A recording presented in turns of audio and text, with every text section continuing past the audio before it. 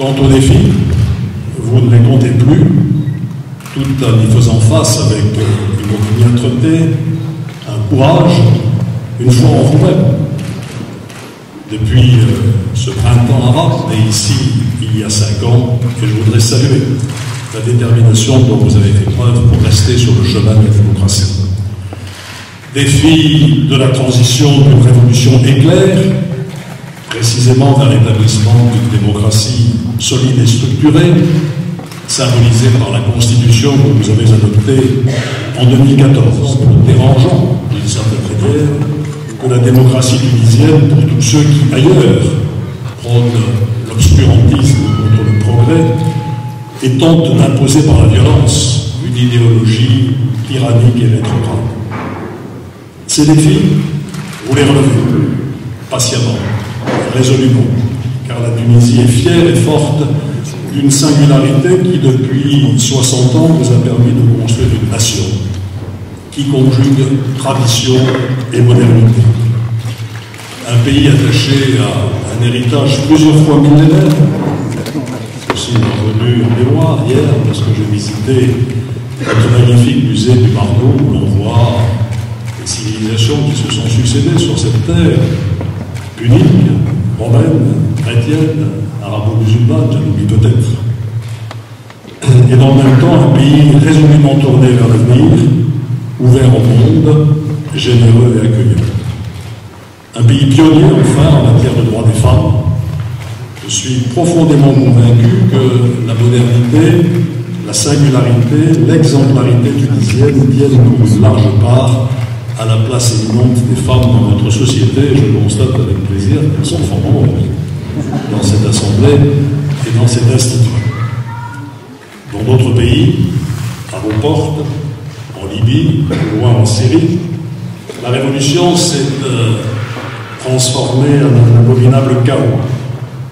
Pas en Tunisie, parce qu'au-delà des visions très diverses qui existent sur ce que devrait être la Tunisie de demain, ces différences sont bien légitimes, c'est la marque même de la démocratie, votre volonté farouche de préserver votre identité et votre spécificité a prévalu. Cette volonté, il revient à vos amis de la soutenir, et à la France au premier chef, tant nous sommes proches de vous, par la géographie, par l'histoire, par les liens humains tissés entre nos deux pays, et par nos soutiens, par une amitié sincère et profonde, et un vrai sentiment de fraternité. Et c'est le message que je suis venu ici modestement porter. Je n'ai pas une bien grande responsabilité pour l'instant. Je suis maire de Bordeaux, président de Bordeaux Métropole. J'en aurai peut-être demain d'autres, on ne sait jamais. Enfin, je m'y emploie en tout cas. Et sachez que si tel était le cas, vous auriez en ma personne un ami convaincu et constant de la Tunisie. La France, pourtant, je le sais, a déçu les Tunisiens, beaucoup de Tunisiens, lors de la révolution de 2011. Et je ne me déroberai pas sur ce sujet, vous l'aborderez sans doute, c'est légitime.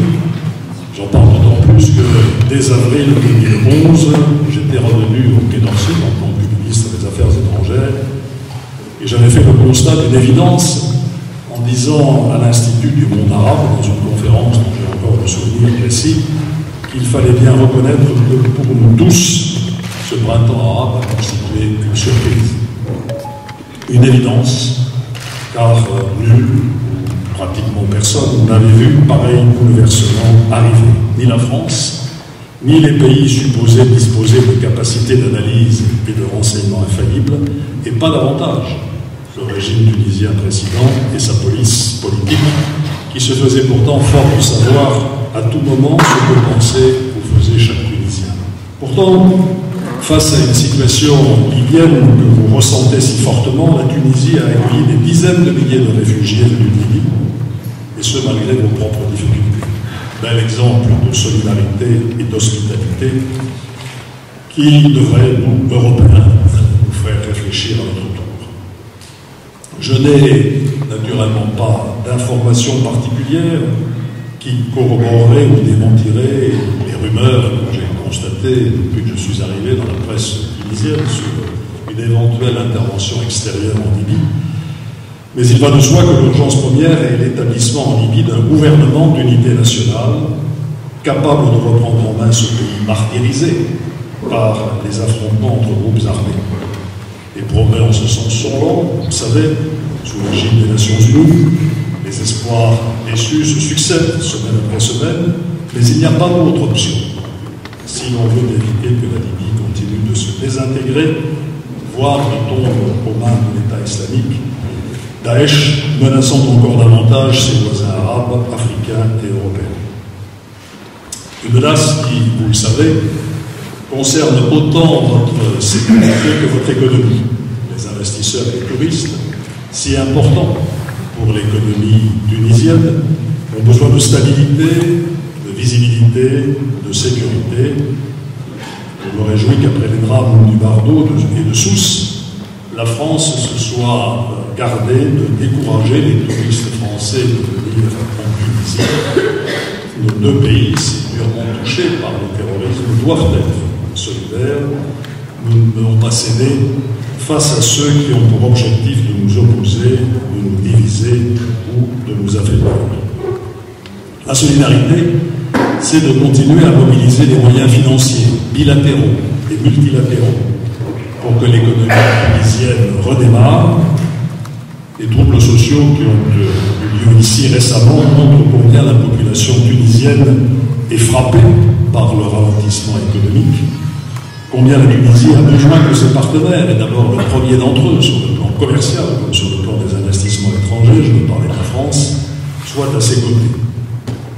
Dans notre intérêt, mais aussi dans le nôtre, et dans celui de tous ceux qui savent que ce qui adviendra de la Tunisie aura un impact bien au-delà de ses frontières. Votre école forme les futurs cadres de l'économie tunisienne. Elle est réputée pour la qualité de ses enseignements, comme la Tunisie est réputée pour l'habileté de sa main-d'œuvre et le dynamisme de ses chefs d'entreprise.